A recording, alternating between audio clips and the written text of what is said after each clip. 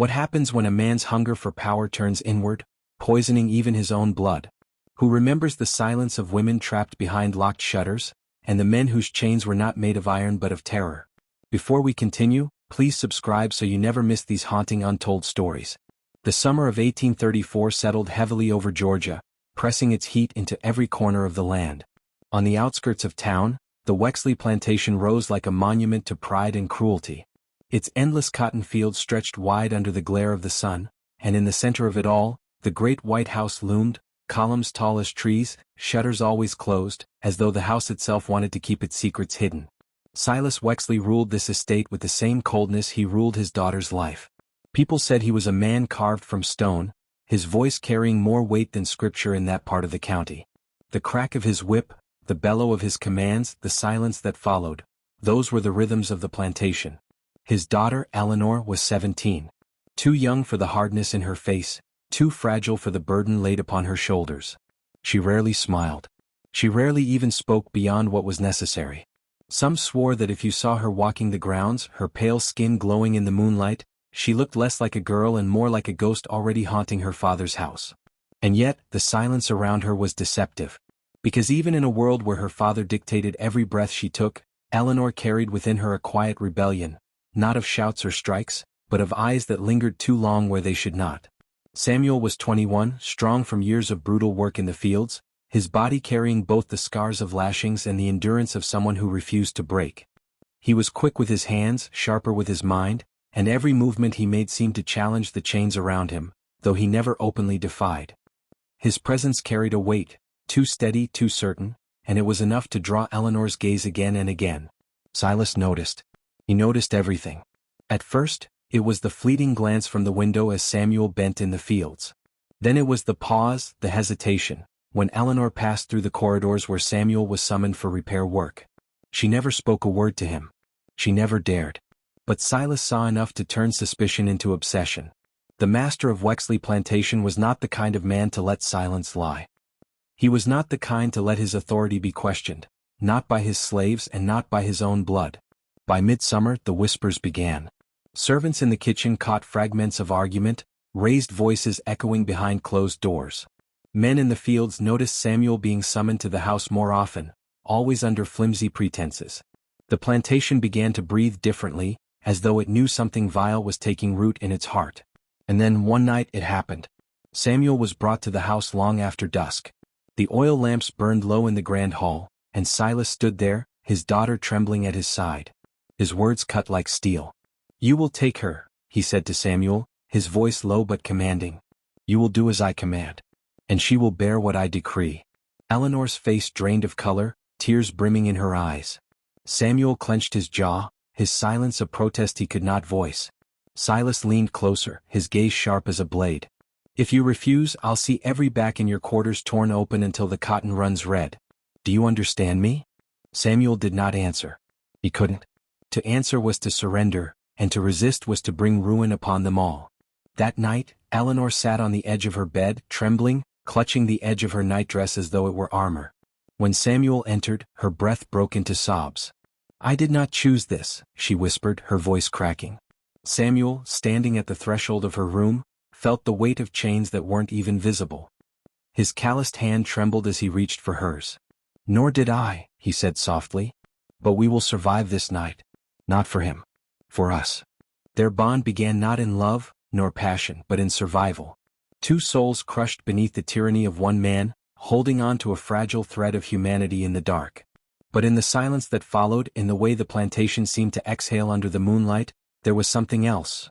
A shift, a ripple, as though the land itself knew this secret would not remain buried. The Wexley plantation had thrived on silence. But silence never lasts forever. The Wexley plantation was never quiet again after that night, though on the surface it appeared unchanged. The fields still bent under the weight of cotton, the overseers still rode through the rows with their cruel eyes and crueler whips, and Silas Wexley still stood at the head of his grand table like a king who believed himself untouchable. But beneath the polished veneer, something unspoken was stirring. Eleanor's face grew paler with each passing week, her frame thinner, her eyes carrying a distant, haunted look.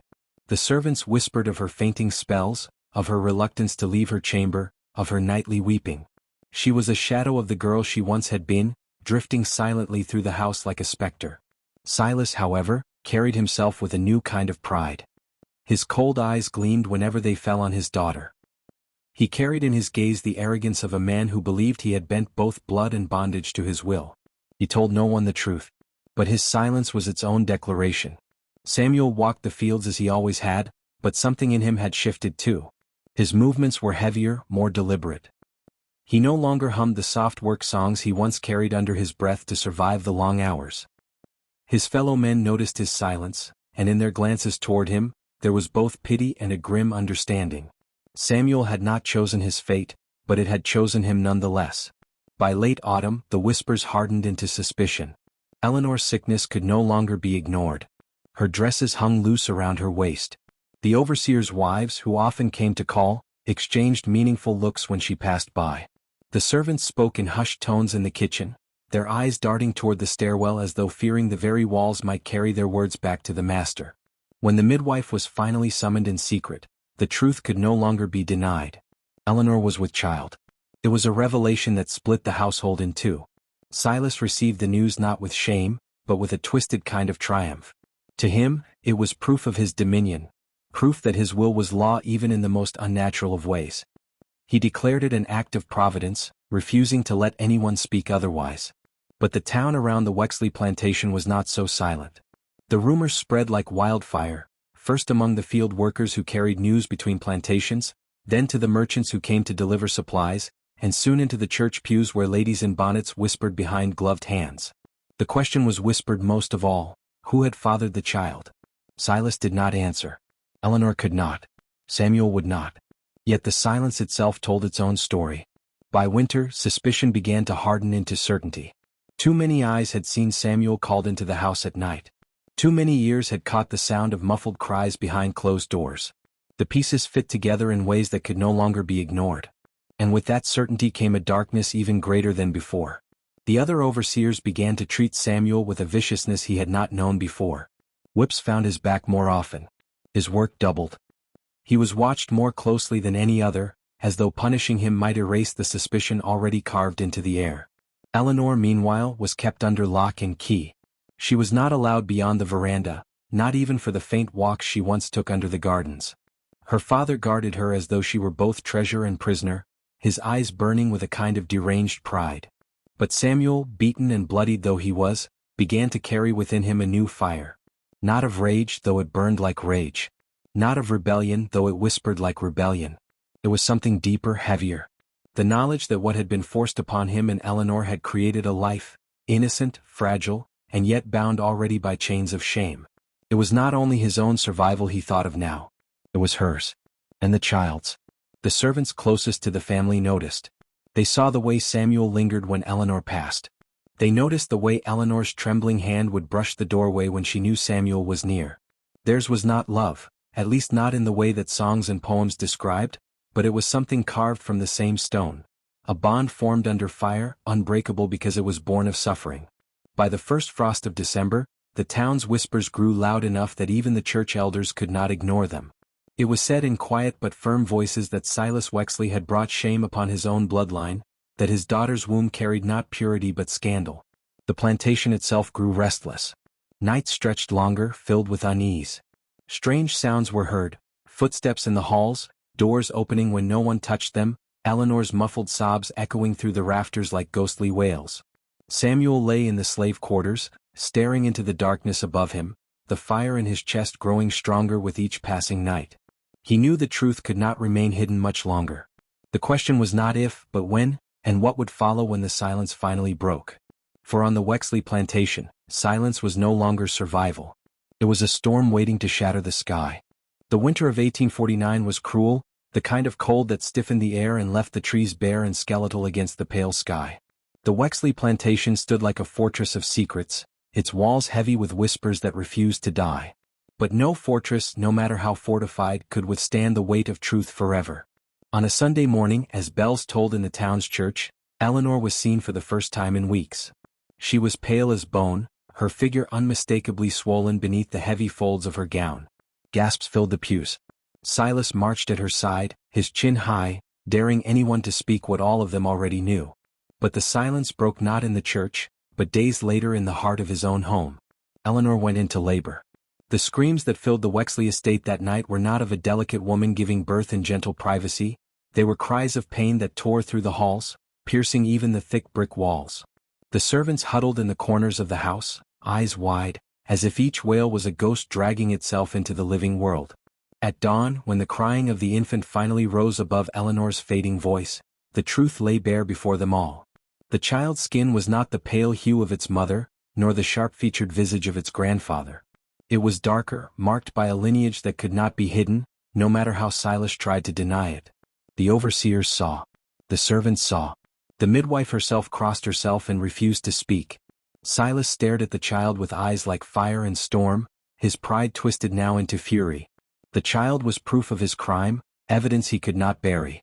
To him it was not a life, it was betrayal incarnate. In a fit of rage, he ordered Samuel brought to him. The slave was dragged into the house, his face bloodied from the overseer's fists, his body battered but his eyes still burning with a strange, quiet strength. Silas spat words like venom, accusing him, damning him, declaring him the ruination of the Wexley line. But Samuel did not bow. He lifted his head, meeting the master's eyes, and in that moment the balance shifted. For the first time the truth was spoken aloud. "It was you," Samuel said, his voice raw but steady. "You forced us both. You used your own daughter as you used me. And now the whole town sees what you have done." The room fell silent. The overseers, the midwife, the servants who had been summoned, none dared move. Eleanor, weak and pale, cradled her child with trembling hands, tears streaming down her face. Silas roared, his hand reaching for the pistol at his side. But before he could raise it, a voice from among his own household cut through the tension. It was the overseer's wife who had long suspected the truth. Her words, sharp as knives, fell into the stillness. "We all know it. You cannot hide what blood reveals." With those words, the unspoken became undeniable. Silas's hand faltered. For a man who had built his power on control, on silence, on the obedience of those around him, the realization was devastating. His name, his reputation, his very legacy, all crumbled in that instant. The overseers turned their eyes away. The servants, emboldened, whispered. Word spread by dusk to the town, and by nightfall, the Wexley name was already poison on every tongue. Silas locked himself in his study for 3 days. Some said he drank himself into oblivion. Others whispered he argued with shadows, cursing God, cursing fate. On the 4th day, a gunshot cracked through the estate.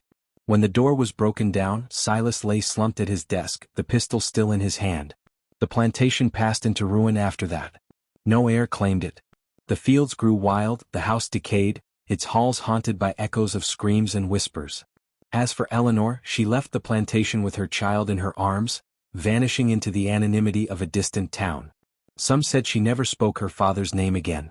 Others claimed they saw her years later, teaching her son to read beneath the shade of an old oak tree, her face marked with sorrow but her eyes alive with defiance. Samuel's fate was less certain. Some whispered he escaped into the swamps that night, never to be seen again, becoming a ghost story among the slaves and a warning among the masters. Others believed he followed Eleanor, protecting her from the shadows, bound not by chains but by a promise never spoken. And so the story of the Wexley plantation passed into legend. A tale of power corrupted, of silence broken, of bloodlines twisted by cruelty. What remains certain is this. When a man believes he owns not only land and labor but the very bodies of those closest to him, his downfall is not a question of if, but when.